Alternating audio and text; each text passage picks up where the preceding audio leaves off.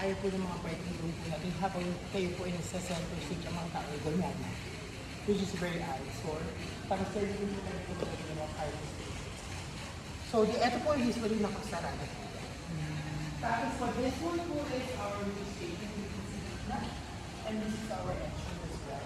Bago po kayo pumasok sa program, area naman po eh, this is also for cocktails for planning. So usually po ma'am, dito po kunyari yung mga electronic na for example photo booth, yung 360 or Nakapwesto. pero nga ma'am, kunyari pag hindi maganda po yung panahon ma'am, at least po para maano po yung mga pagkain natin ma'am. And one more thing ma'am, ako kunyari po na mga bisita natin ang mga restroom. So in the restroom po, for the gentlemen,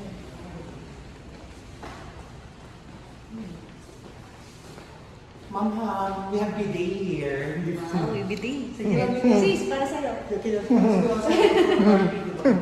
Ma'am, you can share. Sis, kaya pala may queen eh. Yung sa lalaki wala. Check natin yung daon. Sige mo, go. Kim.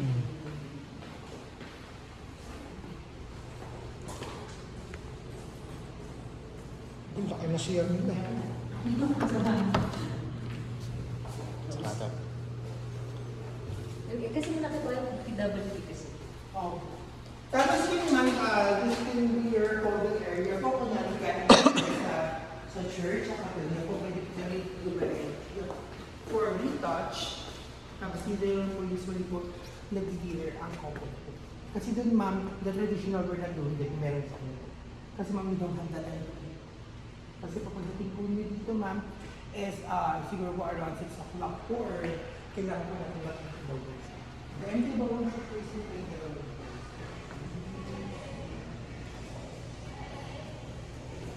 Diba, ma'am?